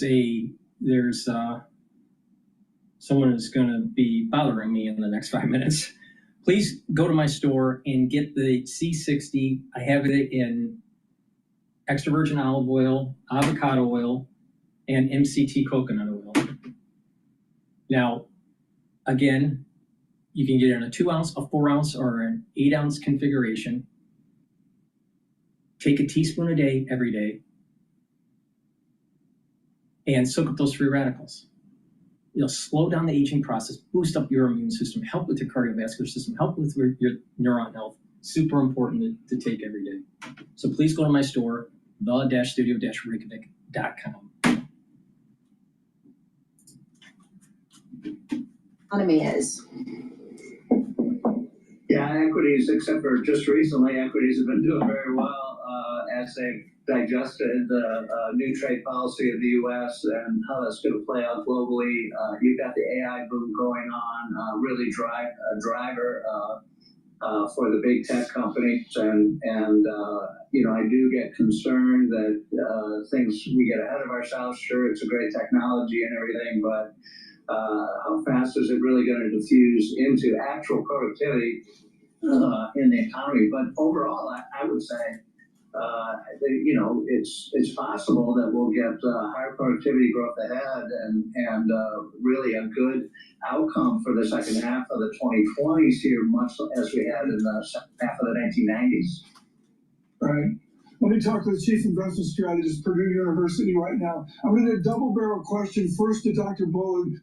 Canada to remove retaliatory tariffs on many U.S. products. Breaking news. And then Trump is planning on firing Cook if she doesn't resign because of the mortgage fraud. Please go to my store, the-studio-reykjavik.com, and get the collagen. It has a very comprehensive amino acid profile that's on the screen. You can read the label on my website. Take this every day. It's a powder. This is a month's supply. This will help with musculature, bone density, the health of your joints, help with your skin, nails, and hair. Take it every day. It stacks really well with C60, the gel, vitamin C with magnesium, and resveratrol. Please go to my store, the-studio-reykjavik.com. Use discount 5 and get $5 off any order. Back to U.S. quality, etc. But it sounds like Citigroup is modeling out through all the emotion, the fear, the turmoil, the political debate, as we just saw next to the 8-foot bear in the lobby. The answer here is you're modeling out that we'll be okay and there'll be a better nominal GDP that leads into revenue, etc. Look, I think we're going to have an okay growth environment, but one thing we keep on talking about is sort of the K-shape, right? There are the haves and have-nots across all the different industries, different consumer groups. And so I don't think that we want to assume that everyone is going to experience strong growth in the second half of the year. And we're seeing this, of course, in the consumer companies. We're seeing this across, segments of different households. We're seeing this even in technology companies, those that have made the investments are reaping dividends from it. So yes, we may have these good headline numbers, but I think as investors, we have to really pay attention to what's going on beneath the surface. And I think there's an opportunity for differentiation over the next couple quarters. We are looking at a market that is moving. We are looking at headlines that are coming. And I want to bring this to you, that Canada is planning to remove retaliatory tariffs on many U.S. products in an olive branch to President Trump. And there is this feeling. Please go to my store, the-studio-reykjavik.com, and get the heirloom barley. This is a high-density protein. Take it every day. It's a powder. It'll detoxify your body, bring down inflammation, and soak up free radicals through superoxide dismutase. Gladiator barley, you get all the benefits of heirloom barley, but it'll also help to build muscle. So if you want to build muscle, get the Gladiator barley, but it'll also help to detoxify your body, bring down inflammation, and soak up free radicals through superoxide dismutase. And lastly, get the Boomer Boost. Boomer Boost has 68 nutrients. It's going to target multiple systems. It's going to target your heart and your vascular system, your musculature. It'll help to rev up your metabolism and your energy levels and help with brain function. Super important. Take this every day. And a great stack to help with your A1C levels is to take Boomer Boost with the barley, either Gladiator barley or the heirloom barley. But you get the max benefits if you get the Gladiator barley with the Boomer Boost and do resistance training. Stacks well with Myotrol. So please go to my store, the-studio-reykjavik.com. I'm going to shut down the broadcast now. Thank you for listening and have a nice day.